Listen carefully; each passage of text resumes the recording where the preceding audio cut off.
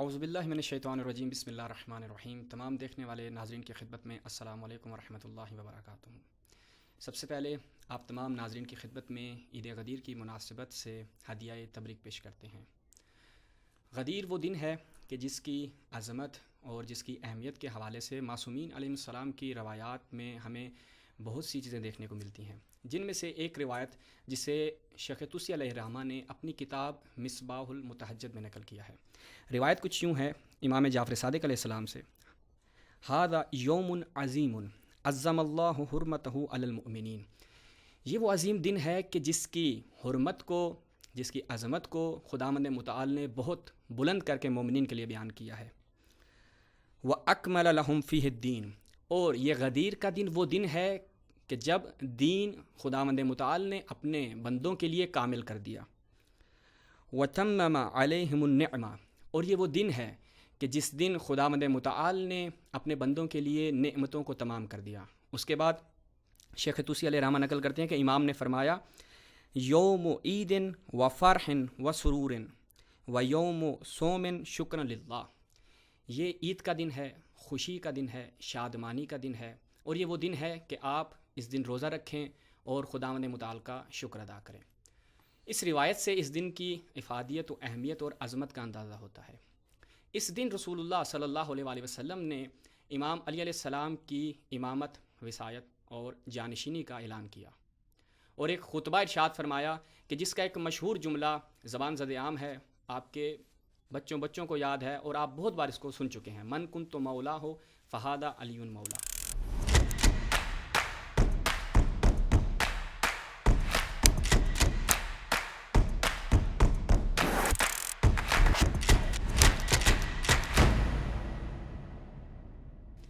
یہ جملہ اکثر بیان کیا جاتا ہے، اور اہل تشیع اس جملے سے مولا کائنات کی خلافت اور جانشینی کو رسول اللہ صلی اللہ علیہ وآلہ وسلم کی طرف سے بطور نص پیش کرتے ہیں، اور اس کے مد مقابل اہل تسنن اس سے جو معنی مراد لیتے ہیں وہ دوستی ہے، کہ رسول اللہ نے اس دن دوستی کا اعلان کیا۔ اب دیکھنے کو ملتا ہے کہ یہ روایت جو شیعہ کتابوں میں بھی نقل ہوئی ہے، سنی کتابوں میں بھی اس روایت کو نقل کیا گیا ہے، لیکن کچھ بعض ایسے معاند اور کج فہم افراد جن کے لیے کہا جا سکتا ہے کہ وہ مصداق ہیں فی قلوبہم مرض، یعنی ان کے دل میں کیا ہے؟ مرض ہے۔ انہوں نے کوشش کی اور اس حدیث سے فرار اختیار کرنے کے لیے انہوں نے کیا کہا کہ یہ حدیث وہ حدیث ہے کہ جسے کسی بھی ثقہ راوی نے نقل نہیں کیا۔ ابن تیمیہ جیسا بندہ جسے یہ شیخ الاسلام کا لقب دیتے ہیں، اس نے اس حدیث کا انکار کیا کہ صحاح میں یہ روایت نقل ہی نہیں ہوئی۔ اس کے بعد تافتازانی جیسا علم کلام کا ان کا ایک بہت بڑا عالم، وہ بھی اس حدیث کی صحت سے انکار کرتے ہوئے ہمیں دکھائی دیتا ہے۔ آج ہمارا موضوع یہی حدیث غدیر ہے، اور اس حدیث غدیر سے اگر ہم انصافاً مراد لینا چاہیں، کیا دوستی مراد لی جا سکتی ہے، یا یہ جانشینی اور وصایت خلافت امیر المؤمنین کے اوپر ایک نص صریح ہے؟ اس موضوع پہ گفتگو کرنے کے لیے ہماری خوش نصیبی ہے، ہمارے ساتھ دو بزرگ شخصیات موجود ہیں۔ میری دائیں جانب ہیں قبلہ مولانا سبطین نقوی امروہی صاحب، اور میری بائیں جانب موجود ہیں مولانا سید ظاہر عباس صاحب۔ میں دونوں بزرگوار کا شکریہ ادا کرتا ہوں، اور آپ کو آج کے اس پروگرام میں خوش آمدید کہتا ہوں۔ السلام علیکم قبلہ۔ وعلیکم السلام ورحمۃ اللہ۔ السلام علیکم۔ وعلیکم السلام ورحمۃ اللہ۔ قبلہ، جیسا کہ ہماری آج کی اس نشست کا، آج کی اس پوڈ کاسٹ کا جو موضوع ہے وہ حدیث غدیر ہے۔ اس حدیث غدیر کے حوالے سے جیسا کہ ابھی میں نے بیان کیا کہ بعض ایسے معاند اور کج فہم افراد وہ یہ تاثر دیتے ہیں کہ یہ حدیث صحیح نہیں ہے، اس کو یہ جو ایک دعویٰ کیا جاتا ہے کہ یہ روایت متواتر ہے، جبکہ ابن تیمیہ، ابن حزم اندلسی اور تافتازانی جیسا بندہ وہ یہ کہتا ہے کہ یہ حدیث متواتر نہیں، متواتر کجا، یہ حدیث صحیح نہیں ہے۔ تو میں چاہوں گا اس حوالے سے، اس حدیث کی صحت کے حوالے سے علماء اہل سنت کا جو نظریہ ہے، میں ابتدا کرنا چاہوں گا قبلہ سبطین صاحب سے، وہ آپ بیان فرما دیں۔ اعوذ باللہ من الشیطان الرجیم، بسم اللہ الرحمن الرحیم، وبہ نستعین، وصلی اللہ علی محمد وآلہ الطاہرین، اللہم صلی علی محمد وآل محمد وعجل فرجہم۔ حقیقت یہ ہے کہ اگر کوئی شخص حدیث غدیر کا انکار کرتا ہے تو وہ ایسا ہی ہے کہ جیسے وہ چڑھے ہوئے سورج کا انکار کر رہا ہے۔ اگر کوئی شخص دن میں نکل کے سورج کا انکار کرنا چاہے تو اس سے سورج کی ذات پہ کوئی فرق نہیں پڑے گا، البتہ دنیا یہ ضرور کہے گی کہ سورج کا انکار کر کے یہ شخص دنیا کے سامنے اپنے باطن کو عیاں کر گیا. تو جو حضرات آ کر حدیث غدیر کا انکار کرنا چاہتے ہیں ان کا بھی یہی حساب ہے. اگر ہم اہل سنت علماء کی طرف دیکھیں تو ہمیں معلوم ہوتا ہے کہ ذہبی جیسا شخص کہ جو ان کے ہاں علم جرح و تعدیل کے اندر ایک ایسا امام ہے کہ جس کو وہ صحیح کہہ دے کسی کی جرأت نہیں ہے کہ اس کو غلط کہے، اور اگر کسی چیز کو وہ غلط کہہ دے تو کسی کی جرأت نہیں ہے کہ اس کو صحیح کہے. وہ آ کر اپنی کتابوں میں اس حدیث کے بارے میں لکھتا ہے کہ میں نے ابن جریر طبری کی ایک کتاب دیکھی حدیث غدیر کی اسناد پر جو 4 جلدوں پر مشتمل تھی، اور جب میں نے اس کا مطالعہ کیا اور کچھ حصے کا ہی مطالعہ کیا تو میں مطمئن ہو گیا کہ یہ حدیث رسول اللہ سے صادر ہوئی ہے. ممکن نہیں ہے کہ اس قدر اسناد کے ساتھ حدیث جو ہے وہ کتابوں میں لکھی جائے اور مجھے اطمینان نہ ہو یا کسی شخص کو اطمینان نہ ہو کہ یہ حدیث صادر ہوئی ہے. اسی طریقے سے اگر ہم ابن کثیر کی طرف دیکھیں تو وہ بھی یہ کہتا ہے کہ یہ حدیث جو ہے ابن ذہبی کا قول نقل کرتے ہوئے کہ یہ حدیث جو ہے وہ بہت ہی کثیر طرق کے ساتھ ہم تک پہنچی ہے. اور اس طرح کے متعدد اقوال ہمارے پاس موجود ہیں. خود سیوطی کی ایک کتاب ہے جو اس نے فقط ان احادیث کے لیے لکھی ہے کہ جو متواتر ہیں. اس کتاب کے اندر وہ خود حدیث غدیر کو جگہ دیتا ہے اور کہتا ہے کہ حدیث غدیر ان احادیث میں سے ہے جو متواتر ہے. جب حدیث متواتر ہو جائے تو مجھے نہیں سمجھ میں آتا کوئی شخص آگے کہے کہ یہ صحیح ہے یا ضعیف ہے. جب ایک حدیث ہی متواتر ہے تو اس پہ یہ بحث نہیں ہے کہ صحیح ہے یا ضعیف ہے. اور یہ ابن حجر مکی کے الصواعق المحرقہ خود شیعوں کے خلاف ہی کتاب لکھی گئی ہے. اس میں جا کر ہم دیکھتے ہیں تو یہ خود وہاں پر اس بات کا اقرار کر رہا ہوتا ہے کہ حدیث غدیر وہ حدیث ہے کہ لا مریۃ فیہ، اس کے اندر اصلاً کوئی شک کی گنجائش ہی باقی نہیں بچتی. اور تعداد ذکر کرتا ہے کہ تقریباً 16 اصحاب نے جو ہے اس حدیث کی جو سند ہے وہ بیان یعنی اس کو نقل کیا ہے آ کر. تو 16 صحابی سے یہ نقل ہونا حدیث کا جو بھی مبنی اختیار کریں تواتر کا، اہل سنت کے اندر جو اختلاف تواتر کے حوالے سے پایا جاتا ہے ہر مبنے پر یہ متواتر جو ہے وہ ثابت ہوتی ہے. بلکہ میں یہاں پہ اگر آپ اجازت دیں تو یہ اضافہ کروں کہ 16 تو انہوں نے لکھ دیا. جی بالکل. ورنہ بقیہ اگر افراد کو دیکھیں تو بعض نے 70 لکھا ہے. خود علامہ امینی جیسی شخصیت نے 110 افراد کا ذکر کیا ہے اصحاب میں سے، اور بقیہ افراد نے تو 127 بلکہ اس سے بھی زیادہ کے عدد جو ہیں وہ لکھے ہیں. تو جب ایک حدیث اس قدر صحابیوں سے نقل ہو رہی ہو تو میں واقعاً پریشان ہوتا ہوں کہ اگر کوئی آ کر اس کا انکار کر دے. اور حق یہی تھا کہ یہ سب سے زیادہ اصحاب اس حدیث کو نقل کریں، کیونکہ رسول نے اس کا سلسلہ ہی ایسا بنایا تھا کہ اتنے بڑے مجمع کے سامنے جب نقل کر رہے ہیں تو ہو ہی نہیں سکتا کہ رسول اس طرح سے اس حدیث کو دوسروں تک پہنچانے کے لیے بندوبست کریں یہ کہہ کر کہ دیکھو یہ تمہاری ذمہ داری ہے، جو حاضر ہیں وہ غائبین تک پہنچا دیں. اور جب یہ رسول فرما گئے ہیں تو یقیناً یہاں پر اس حدیث کا اتنے اصحاب سے نقل ہونا ہمارے لیے واضح ہو جاتا ہے. ایک نقطہ میں اضافہ کرنا چاہوں گا. انہوں نے اپنی گفتگو میں بیان کیا کہ مثلاً بعض علماء جو ہے اس حدیث کا انکار کرتے ہیں کہ فلانی کتاب میں نقل نہیں کیا انہوں نے، بس یہ صحیح نہیں لگتی حدیث. تو اصل اگر نقل نہیں کیا تو اشکال حدیث میں نہیں ہونا چاہیے، اشکال ان کے ناقل میں ہونا چاہیے کہ بھئی اتنی زیادہ اسناد موجود ہیں، حفاظ، اصحاب، تابعین سب نقل کر رہے ہیں اور یہ لوگ نقل نہیں کر رہے ہیں. تو ان پہ سوال ہونا چاہیے کہ ان کے اندر کیا مشکل تھی کہ یہ اپنی کتابوں کے اندر انہوں نے اس حدیث کو جو ہے وہ نقل کیا نہیں کیا. یوں کہہ لیجئے کہ ہم کسی حافظ یا ناقل یا محدث کے نقل کرنے کی وجہ سے حدیث غدیر کو معیار، اس حافظ کو حدیث غدیر کا معیار قرار نہیں دیں گے، بلکہ یہ حدیث غدیر اب خود ایک معیار ہے یہ جانچنے کے لیے کہ کون تھا کہ جس کے دل میں مرض تھا اور کون تھا جس کے دل میں مرض نہیں تھا. ماشاءاللہ بہت بہترین انداز سے آغا سبطین اور آغا ظاہر نے جو ہے وہ ہمارے دیکھنے والے ناظرین کے لیے اس حدیث کے متعلق جو بیان کیا کہ یہ حدیث ایسی ہے کہ جو ناقابل انکار ہے.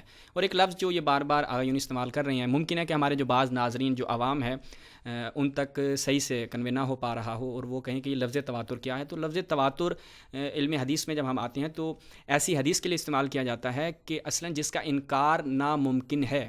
جس اتنے روات نے اور اتنے افراد نے اس روایت کو نقل کیا ہوتا ہے کہ جس میں کذب کا احتمال تک بھی نہیں پایا جاتا، یعنی یہ حدیث غدیر ایسی احادیث میں شمار ہوتی ہے۔ اور یہاں پر جیسا کہ ابھی آغا سبتیان نے بڑا زبردست جملہ بیان کیا، اور وہ جملہ میں چاہتا ہوں کہ اگر اس کے اوپر تھوڑی سی اور روشنی بھی ڈالیں، چونکہ ایسے افراد ہم دیکھ رہے ہیں کہ انہوں نے حدیث غدیر کا انکار کیا ہے۔ وہ انکار کیوں کر رہے ہیں؟ کیونکہ شاید کوئی کمی کوتاہی ہماری طرف سے بھی ہے۔ جو رسول اللہ کا غدیر کے دن پیغام تھا، اس پیغام کو ہم نے صحیح سے لوگوں تک نہیں پہنچایا، اور اس میں ہم نے کوتاہی برتی ہے کہ رسول اللہ نے کیا بیان فرمایا کہ تمام حاضرین غائبین تک تا قیامت غدیر کے پیغام کو پہنچائیں، تمام والدین اپنی اولاد تک قیامت تک اس غدیر کے پیغام کو پہنچائیں۔ یعنی یہ ہمارے اوپر، تمام شیعان حیدر کرار پر، تمام امت رسول پر یہ واجب ہے کہ اس غدیر، اس حدیث کی جو اہمیت ہے، اس کو اجاگر کرنے کے لیے ہمیں زیادہ سے زیادہ جو ہے وہ کاوشیں کرنی چاہیے اور لوگوں تک پہنچانا چاہیے۔ بلکہ میں یہاں ایک اضافہ کرتا چلوں آپ کے توسط سے اور اس پروگرام کے توسط سے، بعض اوقات ایسا ہوتا ہے کہ ہم لوگ عام دنوں کو، عام سے مراد یعنی غدیر کی نسبت سے میں عام کہہ رہا ہوں، عام دنوں کو بہت اہمیت دیتے ہیں، لیکن وہ دن کے جو ہمارے دین، ہمارے مذہب، بلکہ کلاً اسلام کا مرکز ہے، اس کو وہ اہمیت نہیں دی جا رہی۔ مثال کے طور پہ ہمارے ہاں جیسے بر صغیر پاک و ہند میں ایک یہ پایا جاتا ہے رواج کہ عید والے دن بچوں کو عیدی دی جاتی ہے۔ میں اپنے سننے والوں سے یہ عرض کروں گا، یہ جو عیدی آپ عید والے دن دیتے ہیں، چھوٹی عید پر، بچے سارا سال انتظار کرتے ہیں کہ جب اگلے سال جب آئے گا یہ دن تو ہمیں عیدی ملے گی۔ اس سے ان کے دماغ میں رہتا ہے کہ جب یہ دن آئے گا تو ہمیں عیدی ملے گی۔ اگر یہی کام آپ عید غدیر پہ کریں تو بچوں کے دماغ میں یہ اس قدر راسخ ہو جائے گا دن کہ وہ بھولیں گے نہیں، اور وہ یاد رکھیں گے ہاں اب وہ دن آنے والا ہے، ہمیں اس طرح سے اس دن عیدی ملے گی، ویسے ہی جیسے چھوٹی عید پہ ملتی ہے۔ یہ بچوں کو یاد رکھنے دلانے کے لیے، ان کے دماغ میں اس کے نقش کو مستحکم کرنے کے لیے ایک طریقہ کار ہے۔ اپنے مومنین کو تحفے دیجئے، گھر پہ دعوت دیجئے، ان کو کھانے پہ بلائیے۔ یہ وہ چیزیں نہیں ہیں کہ جو میں اپنی طرف سے آپ کو مشورہ دے رہا ہوں، یہ وہ چیزیں ہیں جو خود امام رضا علیہ الصلوۃ والسلام کی سیرت میں بھی موجود ہیں، اور انہوں نے ہمیں حکم دیا ہے اس دن یہ اعمال انجام دیے جائیں۔ اب تھوڑا سا آگے بڑھتے ہیں اور بحث کو آگے لے کے چلتے ہیں۔ جیسا کہ جب یہاں پر یہ چیز بات ثابت ہو گئی کہ حدیث غدیر متواتر روایت ہے، اصلاً اس سے فرار ممکن نہیں ہے، اگرچہ بعض افراد نے فرار کی کوشش کی ہے اپنوں کی سیرت پہ عمل کرتے ہوئے، لیکن قطعاً جو دیگر ان کے اپنے علماء ہیں انہوں نے آ کے ان کا راستہ روک دیا، اور جیسا کہ آپ نے بھی بیان کیا کچھ علماء کا، جیسا کہ آغا ظاہر نے بھی بیان کیا کہ انہوں نے کہا کہ بھائی اس حدیث کی جو کیا ہم کہہ لیں کہ جو اس حدیث کا بیان ہے، جو اس حدیث کی حقانیت ہے، اس سے انکار ممکن نہیں ہے۔ اگلی جو بحث آتی ہے، اب یہاں پر ایک سوال بھی ہمارے تمام ناظرین کے ذہن میں بھی سوال ہوگا کہ بھائی جب آپ اس حدیث کو مان رہے ہیں کہ یہ حدیث رسول اللہ نے بیان فرمائی ہے، تو اگلا مرحلہ آتا ہے کہ پھر یہ اختلاف کہاں سے ہو گیا؟ یہ جو ایک معرکۃ الآراء بحث ہے بین تشیع و تسنن کہ غدیر میں جو یہ حدیث بیان کی گئی، تشیع کا دعویٰ یہ ہے کہ یہ رسول اللہ نے مولا کائنات کی خلافت کا اعلان کیا، جانشینی کا اعلان کیا، خلافت بلا فصل کا اعلان کیا۔ اہل تسنن نے کہا نہیں، دوستی کا اعلان کیا۔ اب کس کی بات قرین قیاس ہے؟ اگر ہم مختلف قرائن کو مد نظر رکھتے ہوئے اس حدیث کو دیکھیں تو یہ تھوڑا سا اس کو کھولیے گا، بیان کیجیے گا کہ اس سے مراد دوستی لیا جائے گا یا اس سے مراد اولا بالتصرف اور جانشینی لیا جائے گا؟ جی آغا ظاہر آپ اگر اس پہ کچھ بیان فرمائیں۔ جی ہاں بالکل، اگلی گفتگو جو ہے منطقی ہے کہ اس کی دلالت کے اوپر بات کی جائے کہ پیغمبر اکرم صلی اللہ علیہ وآلہ وسلم نے غدیر خم کے مقام پر یہ حدیث جو ہے وہ ارشاد فرمائی ہے، اور ہم تمام قرائن اور دلائل کو مد نظر رکھتے ہوئے اس حدیث کو نص سمجھتے ہیں کہ یہاں پر پیغمبر ختمی مرتبت صلی اللہ علیہ وآلہ وسلم نے امام علی علیہ السلام کی جانشینی اپنے بعد بلا فصل کا اعلان کیا ہے۔ تو ہم جو استفادہ کرتے ہیں وہ یہی ہے کہ حدیث کے اندر اس طریقے سے ارشاد ہو رہا ہے کہ من کنت مولا ہو فہذا علی مولا، کے مختلف تعبیریں ہیں اس کی، لیکن مشہور جو جملہ ہے وہ یہ ہے۔ تو یہاں مولا سے ہم مراد اولا بالتصرف، سرپرستی اور اس طرح کے معانی لیتے ہیں، جس سے ڈائریکٹ معنی جو ہے وہ نکلتا ہے کہ جس کا میں ولی ہوں، جس کا میں سرپرست ہوں، جس کے جانوں پر میں تصرف رکھنے کا حق رکھتا ہوں، علی علیہ السلام بھی اس حکم کو رکھتے ہیں، بس علی علیہ السلام بھی مولا ہیں۔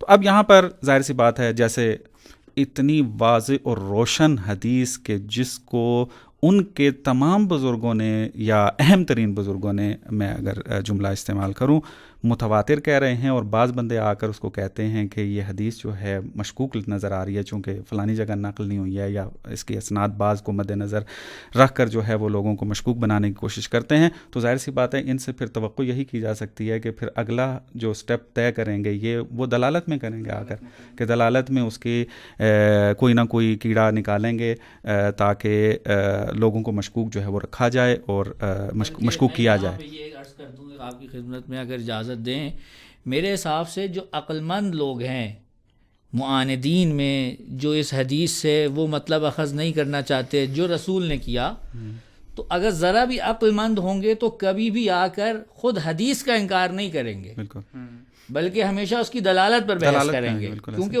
جو شخص بھی آ کر خود حدیث پہ بحث کرے گا، اگر زمانہ اس کے زمانے تک وہ بات نہیں پہنچ پائی دنیا تک، تو کتابوں میں تو سب کچھ لکھا ہے، بعد والوں کو پتہ چل جائے گا کہ یہ کیا کارستانی کر کے گیا۔ بالکل ایسے ہی ہے۔ ابھی جو بعض ابن تیمیہ جیسی شخصیات پہ جب بحث ہوتی ہے کہ آیا یہ ناسبی تھے یا نہیں تھا، تو اس میں یہی چیز آتی ہے کہ اب دیکھیں حدیث غدیر اتنی واضح و روشن، اتنی مضبوط، کوئی بھی ہمت نہیں کر پا رہا ہے کہ اس کی سند کے اعتبار سے انکار کرے، لیکن یہ شک کرتا ہوا نظر آتا ہے۔ تو جیسے پہلے بھی عرض ہوا کہ یہ حدیث غدیر خود اس بات کی سند ہے کہ کس کے دل میں مرض ہے اور کون جو ہے وہ نصب رکھتا ہے اپنے اندر یا نہیں رکھتا۔ خوب یہاں پہ بھی ہم دیکھتے ہیں آ کے، تو اب ظاہر سی بات ہے، اب ہم دیکھتے ہیں کہ اہل سنت جو تواتر کو مان رہے ہیں، اس کو صحیح سند کے اعتبار سے مان رہے ہیں، لیکن جب دلالت میں آتے ہیں اب ان کو نظر آ رہا ہے کہ اگر دلالت میں ہم نے اس کو اولا بالتصرف میں قبول کر لیا تو پھر ظاہر سی بات ہے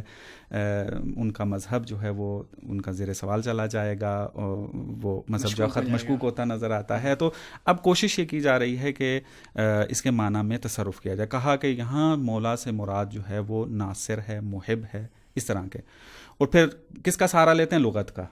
اچھا لغت کا سہارا لیتے ہیں لیکن اس میں بھی مغالطے کرتے ہیں، کہتے ہیں جی مولا جو ہے وہ ناصر اور محب کے معنی میں آیا ہے، لیکن یہ نہیں بتاتے کہ جب ایک لفظ مختلف معنوں میں جب استعمال ہوتا ہے تو ہم وہاں پر دیکھتے ہیں کہ قرینہ کس کی ہمراہی کر رہا ہے۔ ان کے ہاں تو ضروری نہیں ہے نا کہ لغت کے اندر قرینے کو مد نظر رکھا جائے، انہوں نے تو یہ دیکھنا ہے کہ کس طریقے سے اس حدیث کی ایسی تشریح کی جائے کہ ان کے مذہب پہ چوٹ نہ پڑے۔ بالکل بالکل ایسا ہی ہے۔ تو یہ چیز پھر ہمیں وضاحت کرنے کی ضرورت پیش آتی ہے تاکہ دوسروں کو بیان کریں کہ یہ جو لفظ میں نے مشترک لفظی بولا ہے، یعنی اس سے مراد یہ بیان کرنا چاہوں گا کہ ایک لفظ یعنی اس کے مختلف معانی ہیں۔ ہمارے ہر لغت کے اندر یہ چیز رائج ہے کہ ایک لفظ ہے، اس کو ایک معاشرے میں ایک معنی میں استعمال کیا جاتا ہے، دوسرے معاشرے میں دوسرے معنی میں استعمال کیا جاتا ہے۔ لفظ ایک ہے لیکن معنی اس کے مختلف ہیں۔ تو لفظ مولا جو ہے وہ اسی قسم کی کیفیت رکھتا ہے، اس کے لیے تقریباً بعضوں نے 70 معانی تک جو ہے وہ روایت کی ہے کہ موجود ہے، لیکن ہماری جو بحث چل رہی ہے اس وقت دو معنی کے اندر چل رہی ہے کہ اہل سنت کا دعویٰ یہ ہے کہ یہ مولا کا لفظ جو ہے یہ ناصر اور محب کے معنی میں ہے، اور ہمارا دعویٰ یہ ہے کہ یہ اولا بالتصرف کے اندر ہے۔ خوب یہاں پہ ایک ضرب میں چیز ایڈ کرنا چاہوں گا کہ آپ رسول اللہ، یعنی آپ جب یہ اعتراض کرتے ہیں کہ یہاں پہ مولا کا معنی فقط دوست ہے، تو آپ نے جیسا کہ بیان کیا کہ اس مولا کے 10 12 حتیٰ کہ 70 تک آپ نے کہا کہ اس کے معنی بیان کیے جاتے ہیں۔ اب رسول اللہ صلی اللہ علیہ وسلم ایک ایسا کلام کر رہے ہیں کہ اس میں ایک لفظ مختلف معنی میں استعمال ہوتا ہے۔ اب یہاں پر سوال یہ آتا ہے کہ آیا رسول اللہ جو یعنی افصح الناس ہیں، ٹھیک ہے، اور وہ کوئی لغو الیاذ باللہ بیہودہ کلام نہیں کرتے، اب وہ ایک ایسا پیغام دینا چاہ رہے ہیں کہ جو پیغام واضح اور روشن نہیں ہے، تو یہ رسول اللہ پہ ایک حرف آئے گا کہ اب جو رسول اللہ یہ کلام بیان کر رہے ہیں من کنت مولا فہذا علی مولا، تو اب اس کی دو صورتیں بنتی ہیں، یا یہ کہ رسول اللہ نے کچھ ایسے کلمات بیان کیے ہیں اس حدیث میں جہاں سے اس لفظ مولا کا معنی واضح ہو جائے گا، یا بیان نہیں کیے، دونوں صورتوں میں یعنی آپ کو جواب دینا پڑے گا۔ اگر نہیں کیے تو رسول اللہ پہ حرف آتا ہے کہ آپ نے ایک مبہم اور ایک غیر واضح چیز بیان کی ہے۔ اگر قرائن بیان کیے ہیں اور ایسے الفاظ اس کے سیاق میں چلے جائیں، اس سے پہلے چلے جائیں یا بعد میں، ایسے الفاظ جو اس کے معنی کو واضح روشن کرتے ہیں تو حتماً وہ ہمیں دیکھنے بالکل ایسے ہی اسی بات کی طرف میں آ رہا تھا، یہ مطلب تھوڑا وضاحت کی اس کی تاکہ معلوم ہو جائے کہ ہمارا جو اختلاف ہے اہل سنت کے ساتھ وہ کس طرح ہے. تو اگر ہم قرینوں کے اوپر آتے ہیں، مثلا شاہد، وہ کہ ہم قرینے سے مراد یعنی یہی ہے کہ ہم نے دیکھنا یہ ہے کہ ہمیں کون کون سی وہ علامات اور شاہد نظر آ رہے ہیں جس کو دیکھتے ہوئے ایک عام قاری بھی جو ہے یا سننے والا بھی جو ہے فیصلہ کر سکتا ہے آسانی کے ساتھ کہ یہ لفظ اس معنی میں استعمال ہو رہا ہے.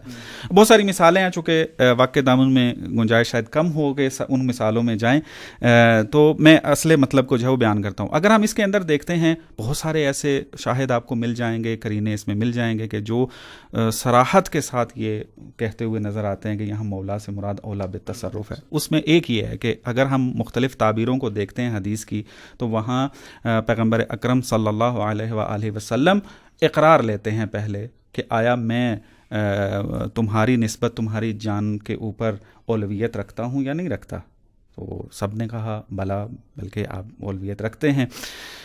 تو اس کے بعد پھر فوراً یہ جملہ کہا من کنت مولا ہو فہذا علی مولا. تو یہ بات اس بات پر اب اولا بھی تصرف یعنی اگر بلکہ آپ مجھے اجازت دیں تو میں وہ بالکل الفاظ جو رسول نے بیان کیے ہیں وہ اپنے ناظرین کی خدمت میں بیان کروں. یعنی واقعاً رسول نے کوئی حجت نہیں چھوڑی کسی کے لیے کہ وہ بعد میں آئے اور رسول کے قول کو اپنی مرضی کے مطابق اس کی تفسیر کرتا پھرے. رسول نے اپنے ہی کلام میں ساری بات کو بہت ہی واضح انداز میں بیان کیا. اب یہاں پر مثال کے طور پہ خود طبرانی اپنی کتاب میں جو الفاظ لائے ہیں حدیث غدیر کے حوالے سے، فرماتے ہیں کہ رسول اللہ نے فرمایا یا ایھا الناس، اے لوگوں، ان اللہ مولائی و انا مولا المؤمنین، بے شک اللہ جو ہے وہ میرا مولا ہے اور میں جو ہوں وہ مومنین کا مولا ہوں.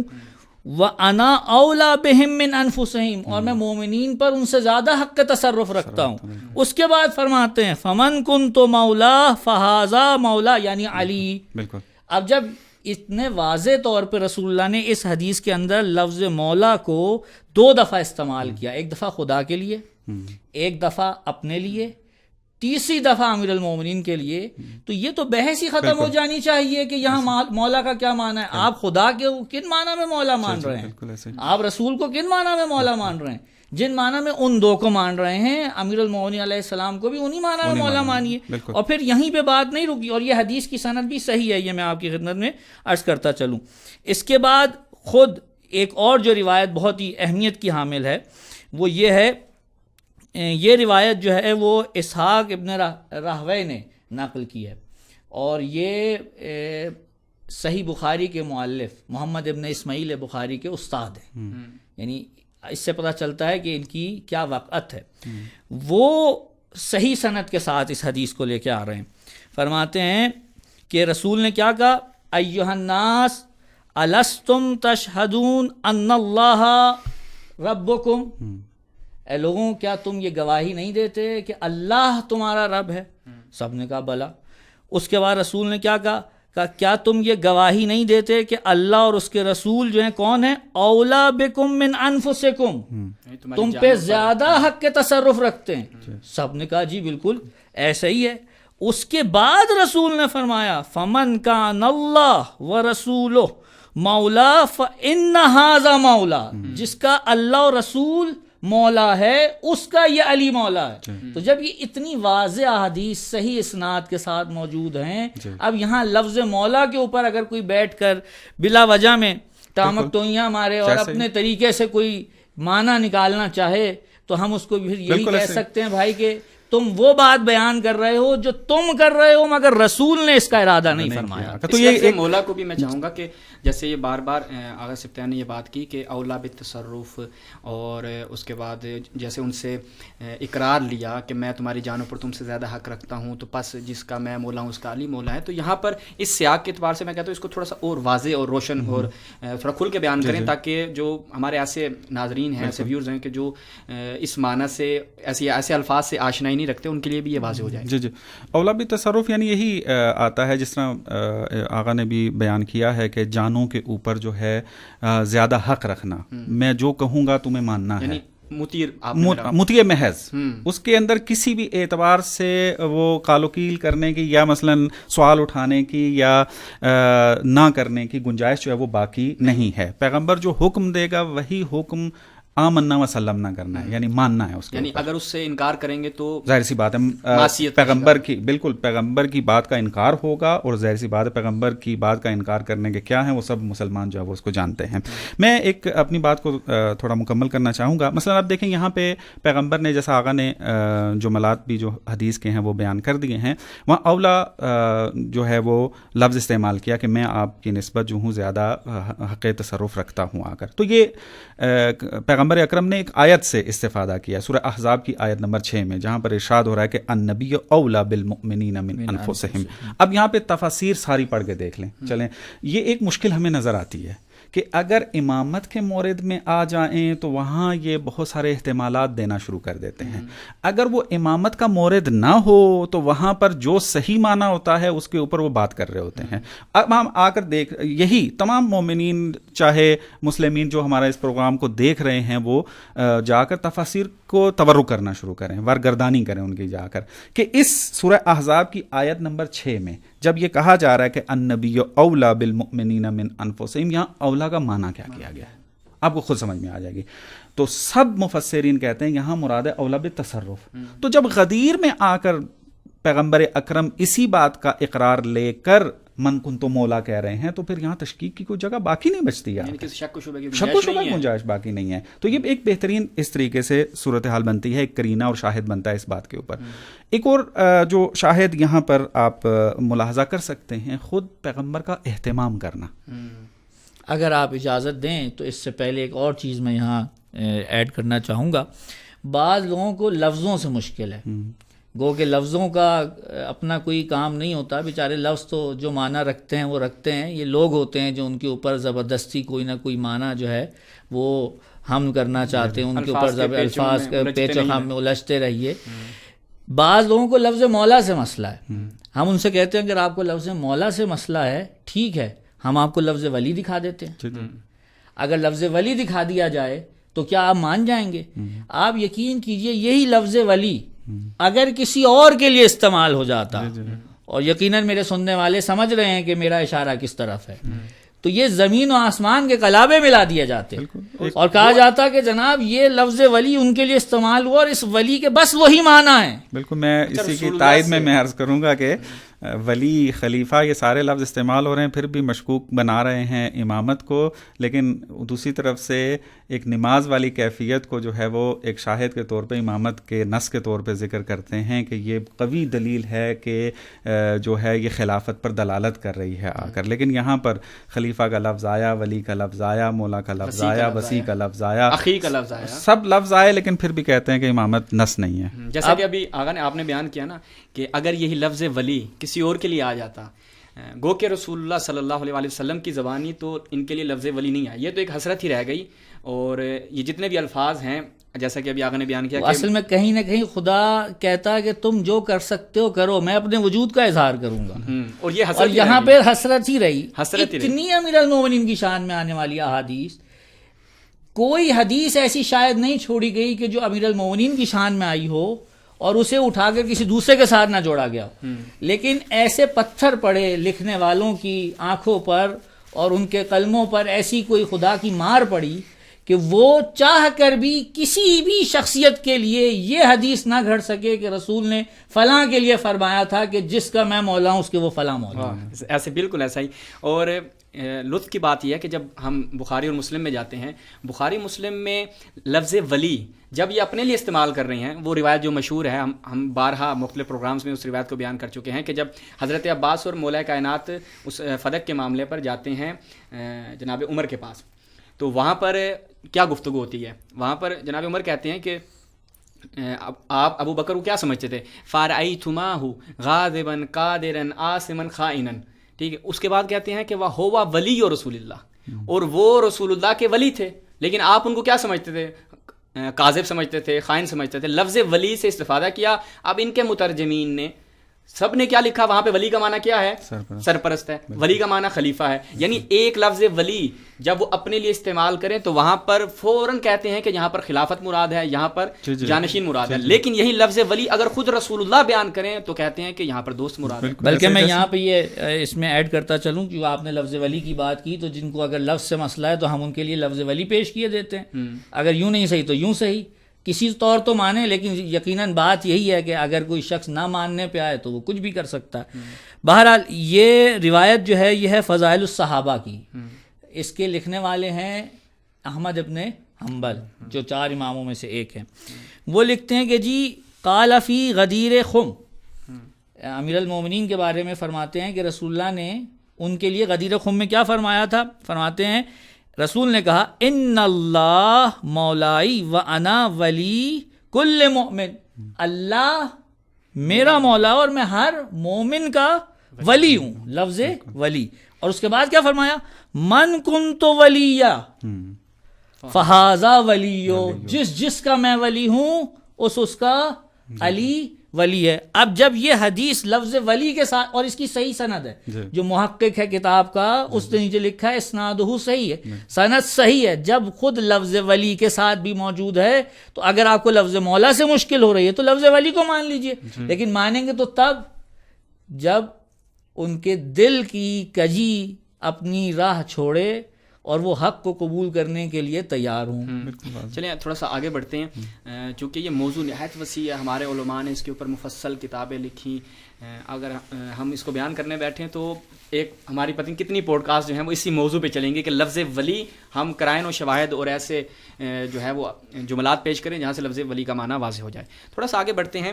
اب ایک یہ بیان کیا جاتا ہے, یہ بھی تھوڑا سا سیاق میں آ جاتا ہے, وہ یہ کہ یہ غدیر کا جو معاملہ ہے, اب ہم آگے ان کے قرینے کے اوپر, یعنی وہ جو شاہد پیش کرتے ہیں کہ یہاں پر وہ دوستی معنی مراد لیتے ہیں. چونکہ آپ نے بیان کر دیا کہ یہاں پر دوستی مراد نہیں ہے اور اس کے لیے آپ نے شواہد بھی پیش کر دیے. اب جو اگلا مسئلہ وہ کہتے ہیں جہت صدور ہے.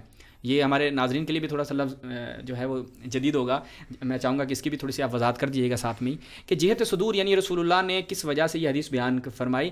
وہ کہتے ہیں یمن میں ایک تنازع ہو گیا تھا مولا کائنات اور چند اصحاب کے درمیان کچھ غنائم کی تقسیم کے حوالے سے. تو کہا کہ وہ ان کے درمیان جو جھگڑا ہوا تو اس جھگڑے کو حل کرنے کے لیے رسول اللہ نے اس غدیر کا اہتمام کیا, اتنی دھوپ کی تپش میں لوگوں کو جمع کیا وغیرہ وغیرہ, اور یہ مسئلہ کہا کہ بھئی اب آپس میں دوستی کر لو, جس کا علی دوست ہے اس کا میں دوست ہوں. آپ نے جو بات کی اس کے بعد مجھے ایک چیز یاد آ گئی, اگر آپ اجازت دیں تو میں سنا دیتا ہوں آپ کو.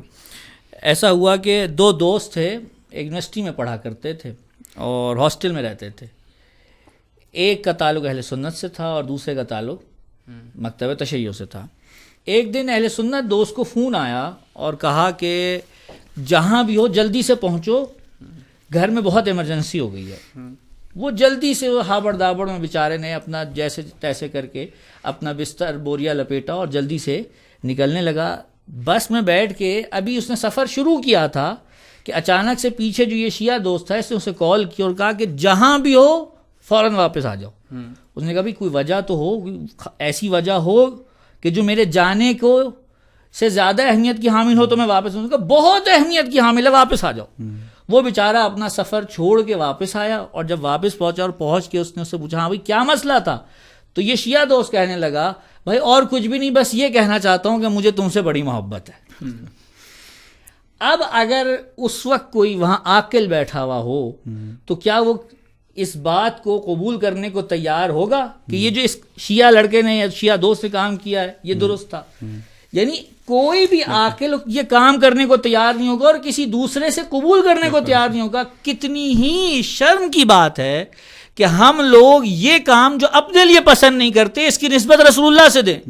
کہ اس گرمی کے ماحول میں جہاں پر صحابی کہہ رہے ہیں کہ تپش اتنی ہے کہ ہم سے کھڑا نہیں ہوا جا رہا تھا, کبھی ہم سر پہ چادریں ڈالتے تھے, کبھی پیروں کے نیچے بچھاتے تھے, پسینے میں شرابور ہوئے ہوئے تھے, اس عالم میں رسول گئے ہوئے کو واپس بلا رہے ہیں, جو پیچھے رہ گئے ان کا انتظار کر رہے ہیں, وہیں پہ کھڑے ہو کر خطبہ ارشاد فرما رہے ہیں. اچھا پھر آپ یہ دیکھیے کہ اگر فقط یمن کی دوستی کا ہی معاملہ تھا اتنا بڑا خطبہ دینے کی کیا ضرورت تھی؟ اور یمن کا مسئلہ تو یقیناً حج سے پہلے کا تھا.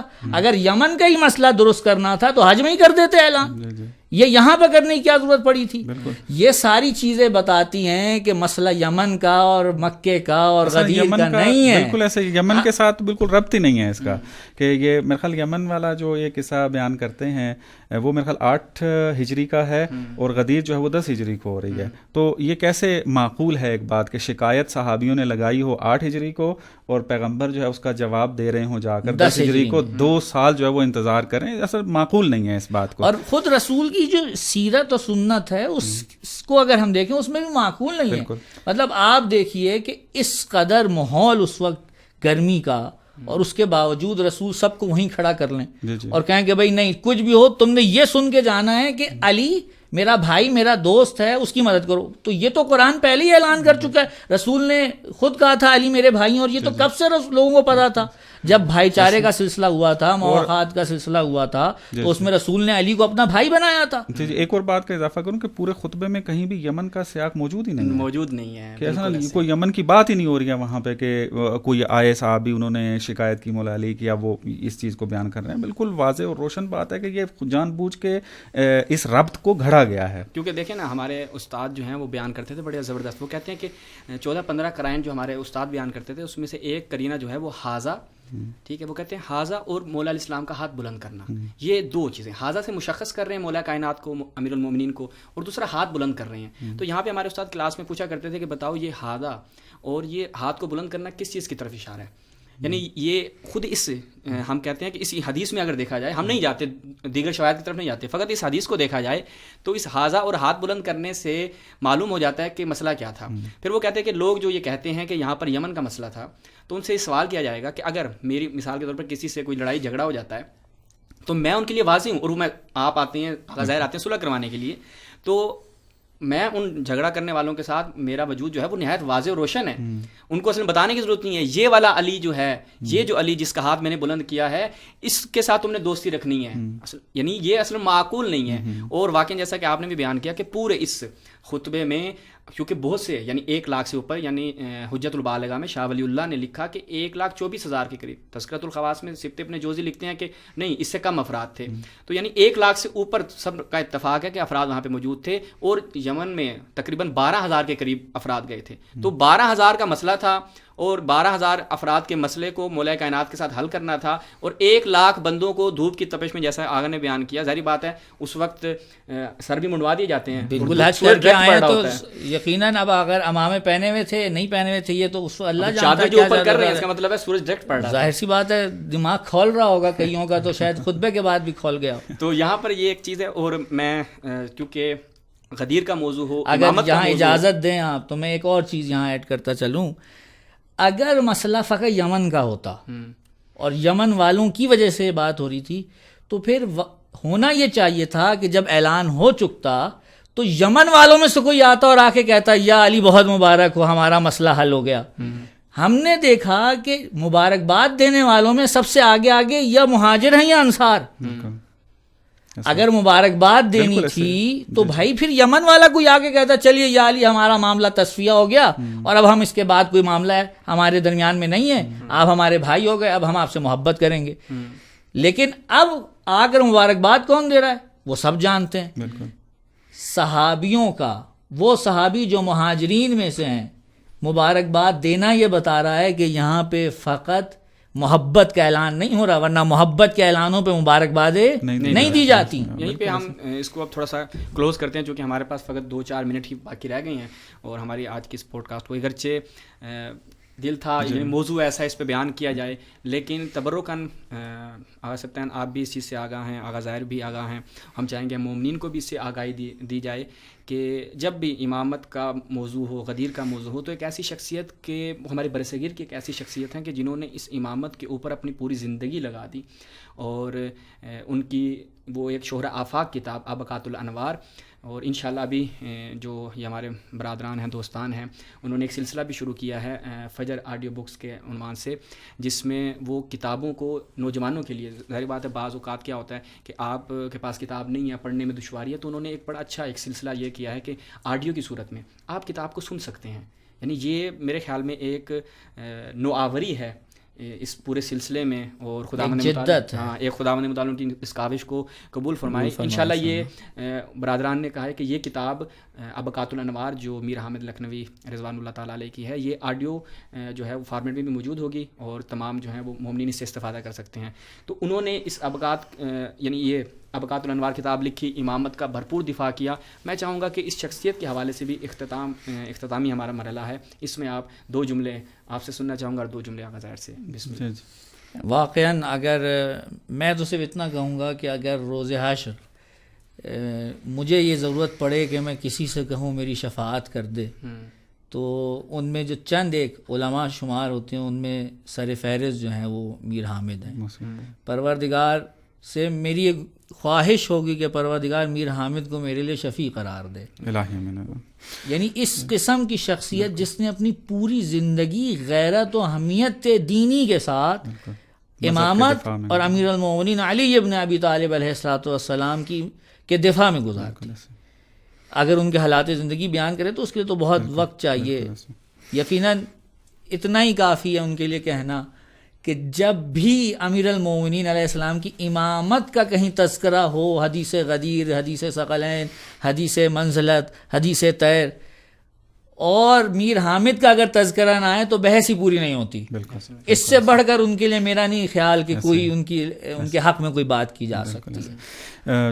چونکہ وقت کم ہے میں بھی ایک ہی جملے کو کوٹ کروں گا امام خمینی رحمۃ اللہ علیہ سے کہ عظیم اس صدی کی عظیم شخصیت، اس عظیم شخصیت کے بارے میں کیا فرما رہی ہے کہ امام خمینی بھی جو ہے غیرت دینی جس طرح رکھتے تھے. ایران کے اندر تشیع کے خلاف ایک کتاب لکھی گئی، اس کے جواب میں امام خمینی رحمۃ اللہ علیہ نے ایک کتاب کشف الاسرار کے نام سے لکھی. تو وہاں پر جناب میر حامد حسین موسوی رحمۃ اللہ علیہ کے بارے میں اس طریقے سے ارشاد فرماتے ہیں کہ بر علماء شیعہ بالخصوص و دیگر طبقات لازم است کہ این کتاب را کہ بزرگ ترین حجت مذہب است نہ گزارند از بین برود. میں علماء تشیع بالخصوص اور دوسرے طبقات کے اوپر یہ چاہتا ہوں، لازم قرار دیتا ہوں کہ یہ کتاب کے جو مذہب کی بڑی اور بزرگ جو ہے حجت قرار پاتی ہے اس کو ضائع نہ ہونے دیں، کیونکہ ایک گروہ جو ہے وہ اس کو ضائع کرنے کے پیچھے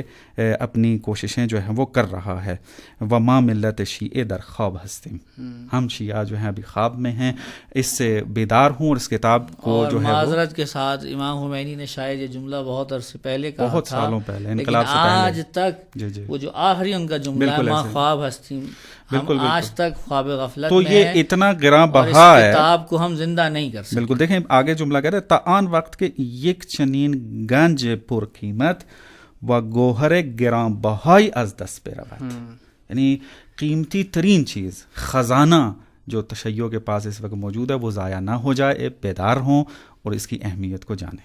اور یہ واقعاً اس وقت ہم تمام اہل تشیع کی ذمہ داری ہے اور ہماری گردن پر ان کا حق ہے کہ ہم ایسی شخصیت کے جو آثار ہیں ان کی حفاظت کریں اور ان کو تا قیامت آنے والے جو ہماری نسلیں ہیں ان تک پہنچائیں. آخر میں جو اس ہماری پوری جو گفتگو رہی، اس پروگرام کا جو خلاصہ ہے وہ خلاصہ کچھ یوں ہے کہ جتنی بھی بزرگان نے گفتگو فرمائی وہاں سے یہ چیز واضح ہوتی ہے کہ حدیث غدیر اولاً یہ کہ یہ روایت متواتر ہے کہ جس کا انکار ممکن نہیں ہے. جب پہلے مرحلے میں آپ نے اس حدیث غدیر کا اعتراف کر لیا کہ یہ حدیث رسول اللہ نے ارشاد فرمائی ہے، دوسرا مرحلہ آتا ہے کہ اس سے کیا مراد ہے. وہ بھی بزرگان نے اس حوالے سے گفتگو فرمائی کہ یہاں پر جو مراد ہے وہ اولا بالتصرف ہونا مراد ہے. یہاں پہ لفظ مولا کا معنی جانشین ہے، یہاں پہ لفظ مولا کا معنی کیا ہے، گارجن ہے. تو یہ چیز بھی یہاں سے واضح ہو جاتی ہے. اب میرے خیال میں اس حوالے سے ہمارے جتنے بھی دیکھنے والے ناظرین تھے ان کے ذہن میں کوئی شک و شبہ باقی نہیں رہے گا. اسی کے ساتھ خداوند متعال کی بارگاہ میں دعا گو ہیں کہ یہ جو ہماری ایک نشست تھی اس کو شرف قبولیت عطا فرمائے، اور جتنے بھی ہماری اس ٹیم کے ممبران نے اس حوالے سے جدوجہد اور کوشش کی ان کی اس کوشش کو بھی اپنی بارگاہ میں شرف قبولیت عطا فرمائے، اور ہمیں زیادہ سے زیادہ رسول اللہ کا وہ جو پیغام تھا ہمارے لیے، جو رسول اللہ نے ہمارے اوپر واجب قرار دیا کہ ہم غدیر کے پیغام کو سب تک پہنچائیں، تا قیامت سب تک پہنچانے کی توفیق عطا فرمائے. والسلام علیکم ورحمۃ اللہ.